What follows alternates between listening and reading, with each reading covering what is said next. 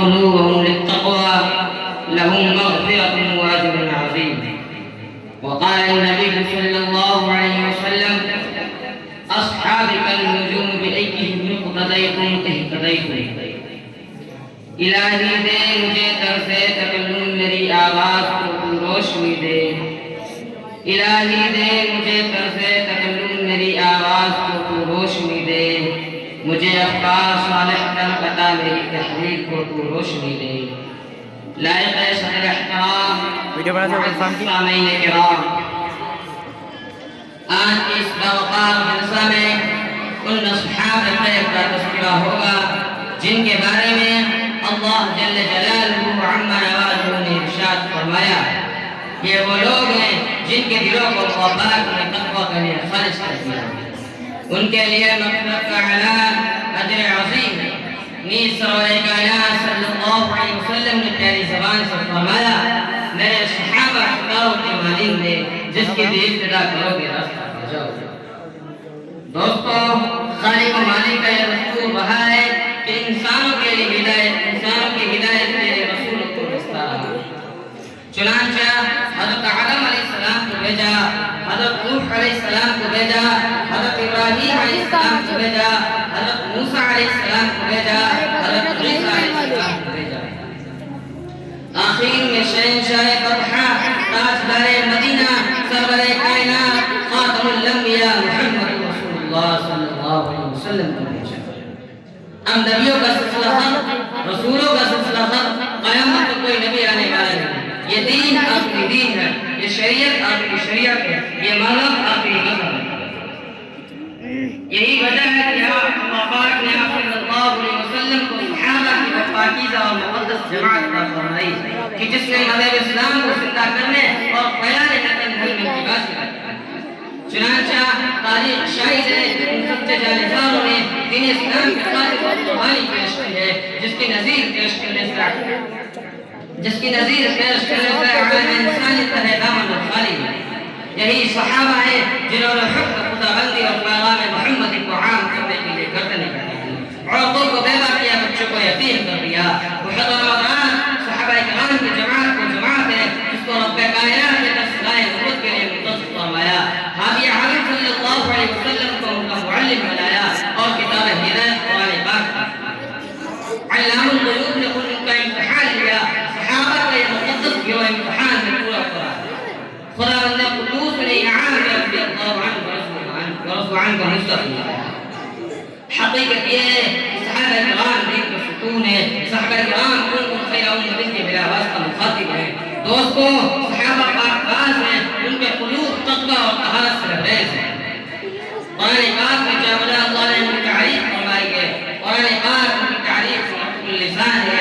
کہیں فرمایا اولئک هم المفلحون، کہیں فرمایا اولئک هم الراشدون، کہیں فرمایا اولئک هم الصادقون، کہیں فرمایا اولئک هم الفائزون. حدیث پاک میں رسول عربی صلی اللہ علیہ وسلم نے فرمایا، بخاری شریف کی روایت ہے، اگر تم میں سے کوئی شخص احد پہاڑ کے برابر سونا خرچ کرے تو وہ صحابہ کرام کے ایک کام کے برابر بھی نہیں. اللہ اکبر. ملت اسلامیہ کے جیالوں صحابہ واجب الاحترام ہے، ان کا تذکرہ اچھائی کے ساتھ کرنا لازم ہے.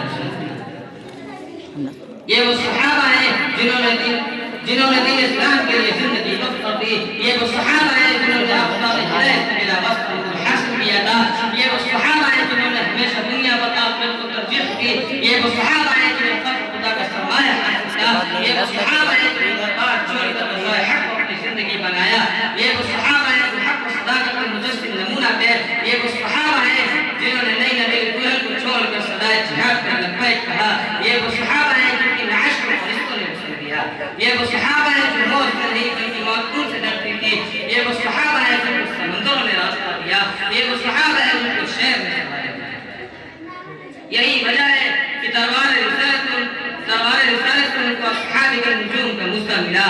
قرآن نے ان کی تعریف کی، اللہ نے ان کی تعریف کی، رسول نے ان کی تعریف کی. مگر اے مذہب اسلام کے متوالو، آج سے 1400 سال پہلے ہی خاتم الانبیاء محمد رسول اللہ صلی اللہ علیہ وسلم نے اپنی زبان مبارک سے ارشاد فرما دیا تھا، میری امت 73 فرقوں میں تقسیم ہوگی، ہر فرقہ ناری اور جہنمی ہوگا، ایک فرقہ نجات پانے والا ہوگا، نجات پانے والا فرقہ وہ ہوگا جو میرے اور میرے صحابہ کے نقش قدم پر گامزن ہے۔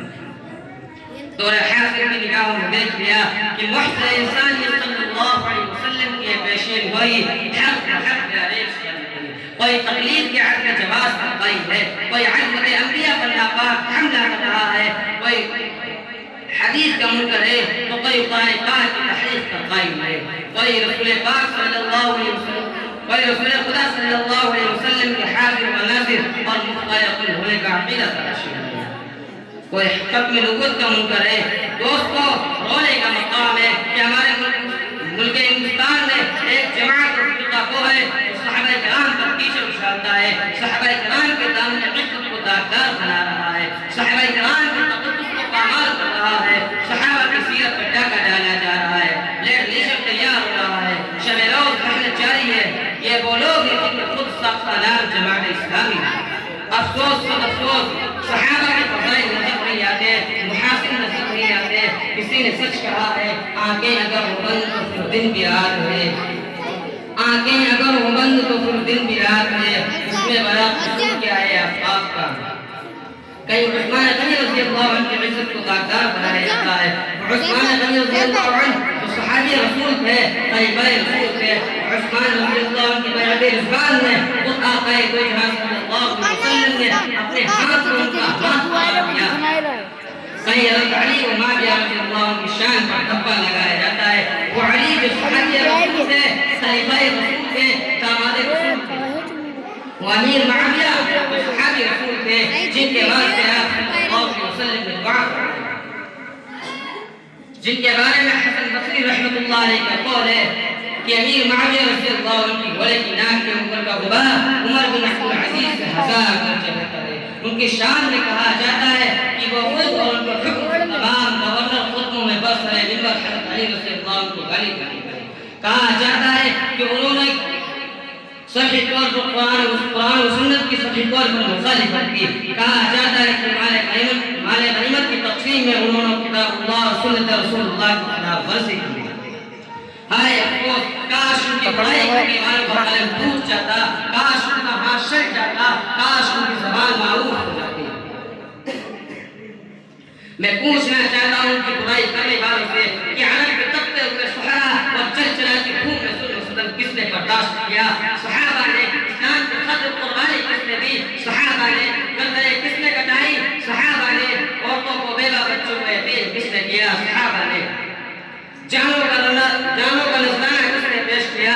صحابہ نے راہ خدا میں مال و دولت کس نے لٹایا؟ صحابہ نے حق و صداقت کا پرچم کس نے لہرایا؟ صحابہ نے باطل کے جھنڈے کس نے گرائے؟ صحابہ نے کفر و شرک کا گلا کس نے گھونٹا؟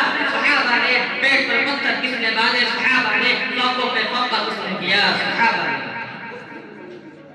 محترم حضرات، صحابہ کرام کو برائی کے ساتھ یاد کرنا ناجائز و باطل ہے۔ صحابہ کرام کو برا بھلا کہنا خدا بند قدوس کی مخالفت ہے۔ صحابہ کرام کو برا بھلا کہنا رسول کی مخالفت ہے۔ صحابہ کرام کو برا بھلا کہنا کتاب اللہ اور سنت رسول اللہ کی مخالفت ہے۔